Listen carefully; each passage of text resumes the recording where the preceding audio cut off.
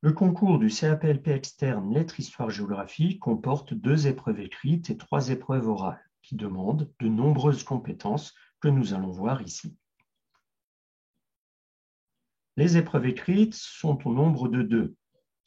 Une épreuve en français et une épreuve en histoire-géographie. Ces 2 dernières matières forment la même valence. Les 2 épreuves sont construites de la même façon. Elles durent 6 heures. Chaque épreuve repose sur un corpus de quelques documents accompagnés de consignes. En effet, les épreuves sont composées de 2 parties, une partie disciplinaire et une partie de discipline appliquée. La partie disciplinaire demande d'analyser le corpus et donc de mettre en avant des connaissances de type universitaire sur le sujet donné. Ces connaissances sont contenues également dans les documents, mais aussi dans les savoirs du candidat. Dans la partie de discipline appliquée, le candidat doit présenter une séquence d'enseignement dans laquelle il utilise tout ou partie des documents donnés. Le but de ces épreuves est donc de vérifier si le candidat a des connaissances, s'il comprend les documents donnés et s'il sait les mettre en œuvre. Les épreuves orales sont au nombre de 3. Les 2 premières portent sur le français et l'histoire-géographie. Les 2 épreuves sont construites de la même façon. Le candidat dispose de 2 heures de préparation et d'1 heure face au jury. Cette heure comporte 30 minutes d'exposé et 30 minutes d'entretien. À noter que les 30 minutes d'entretien ne seront ni allongées ni réduites. C'est-à-dire que si le candidat termine son exposé au bout de 20 minutes, il y aura les 30 minutes d'entretien et non pas 40. Par contre, le candidat ne peut pas allonger les 30 minutes de son exposé. En effet, au bout de ces 30 minutes, il sera interrompu par le jury. La maîtrise du temps est donc centrale. Chaque sujet est composé d'un ou plusieurs documents. En français, le candidat a un extrait d'une des œuvres au programme. En fait, pour être plus précis, il tire au sort 2 extraits et dispose de 5 minutes pour en choisir un des 2.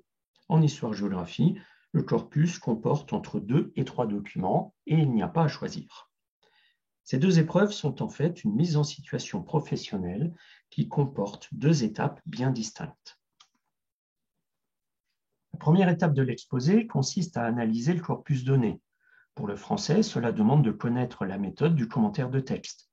Pour l'histoire-géographie, il faut d'abord expliquer les enjeux du sujet avant d'analyser les documents et d'y apporter des connaissances.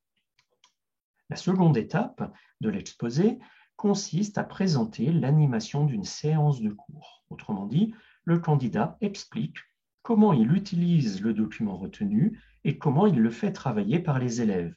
Il précise alors les objectifs de la séance, les étapes suivies et les activités des élèves. Ces 30 minutes d'exposé correspondent en fait au temps dont dispose le prof sur 1 heure de cours.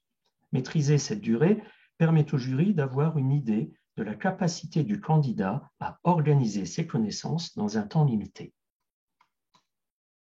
La troisième épreuve orale est un entretien avec le jury.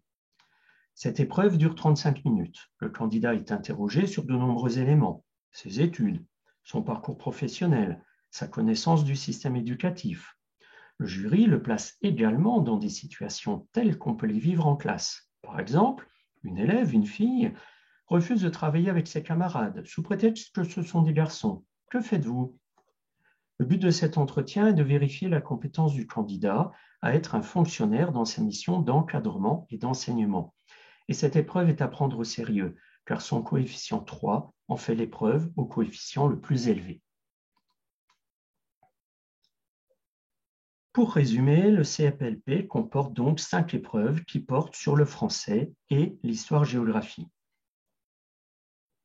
À l'écrit, les épreuves durent 6 heures. Les sujets sont composés d'un corpus d'environ 3 documents. Il s'agit de mettre en avant des connaissances et de construire une séquence d'enseignement. Chaque épreuve a un coefficient de 2. À l'oral, les épreuves durent 3 heures, 2 heures de préparation et 1 heure face au jury.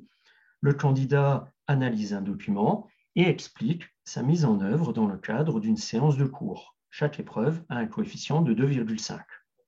Enfin, l'entretien dure 35 minutes. Il vise à vérifier les compétences du candidat à être enseignant et l'épreuve a un coefficient de 3.